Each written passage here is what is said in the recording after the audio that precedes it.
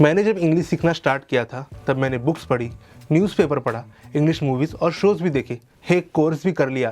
लेकिन जब बात करने की बारी आती थी तब मेरी बोलती बंद हो जाती थी। ऐसा क्यों? क्योंकि मैं प्रैक्टिस नहीं करता था और कॉन्फिडेंस ना होने के कारण किसी से इंग्लिश में बात करने की हिम्मत नहीं होती थी। पर जब मैंने अकेले प्रैक्टिस करना स्टार्ट किया तब थोड़ा कॉन्फिडेंस आया दूसरों से बात करने का। पर आखिर अकेले प्रैक्टिस करे कैसे? मैं भी इसी सवाल का जवाब ढूंढ रहा था और मैं आज उसी का जवाब आपसे शेयर करने वाला हूँ, जो आपकी खुद से इंग्लिश प्रैक्टिस करने में हेल्प करेगा। So let's get started. Tip number 1, start small. किसी भी नई चीज़ को सीखते समय डायरेक्टली उसमें छलांग लगाना सही नहीं होगा। आपको पहले छोटे वर्ड्स और बाद में छोटे सेंटेंसेस से स्टार्ट करना होगा। जैसे कि word train, sentence the train was late. अगर आपको इसके बारे में और डिटेल में जानना है तो इस वीडियो को ज़रूर देखें। और एक छोटा कदम इंग्लिश सीखने के लिए आप ज़रूर ले सकते हैं, और वो है हमारे चैनल को सब्सक्राइब करना और हाँ, बेल आइकन को भी क्लिक कर देना। Tip number 2, talk to yourself in English. मैं जानता हूँ अपने आप से अकेले इंग्लिश में बात करना थोड़ा अटपटा सा साउंड करता है, राइट? लेकिन अगर आप मिरर के सामने खड़े होकर इंग्लिश में बात करें तो आपकी बात करने के तरीके में कॉन्फिडेंस आएगा।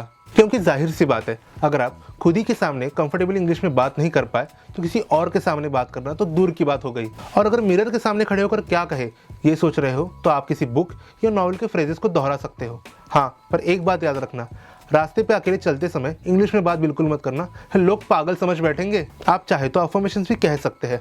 हाँ, अफर्मेशंस क्या है?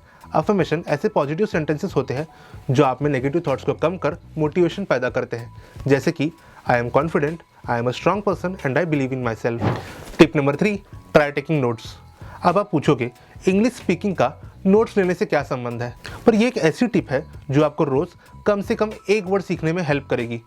आपको बस इतना करना है कि दिन भर में कहीं भी इंग्लिश का ऐसा नया वर्ड दिखता है जिसका आपको मतलब नहीं पता, उसे नोट डाउन कर कर रखना है और उसका मीनिंग चेक कर उसे मेमोराइज करना है। फिर जब भी आप इंग्लिश में बात करोगे तब उस शब्द का ज़रूरत के अनुसार इस्तेमाल करना। इससे आप हर वक्त न्यू वर्ड्स सीखते रहेंगे और अपनी वोकैबुलरी भी इंप्रूव करते रहेंगे। Tip number 4, record your voice. अब आप न्यू वर्ड्स सीख कर अपनी वोकैबुलरी तो इंप्रूव कर लोगे, पर इंग्लिश स्पीकिंग का एक महत्वपूर्ण हिस्सा होता है प्रोनाउंसिएशन। अब अकेले प्रैक्टिस करते वक्त आपके प्रोनाउंसिएशन को चेक करने की जिम्मेदारी भी आप ही की होती है। ऐसे समय में कोई भी वर्ड या सेंटेंस को बोलकर रिकॉर्ड करें और बाद में उस रिकॉर्डिंग को ध्यान से सुने और साथ ही साथ उस वर्ड को प्रोनाउंस करने के सही तरीके को सुनकर चेक करें। अगर कुछ गलती हो तो उसे सही कर इस प्रोसेस को जारी रखें। Tip number 5, practice conversation.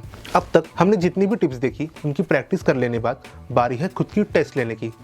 किसी एक फ्रेंड को अप्रोच करिए और उनसे टूटी फूटी ही क्यों ना हो पर इंग्लिश में बात करने की कोशिश करें।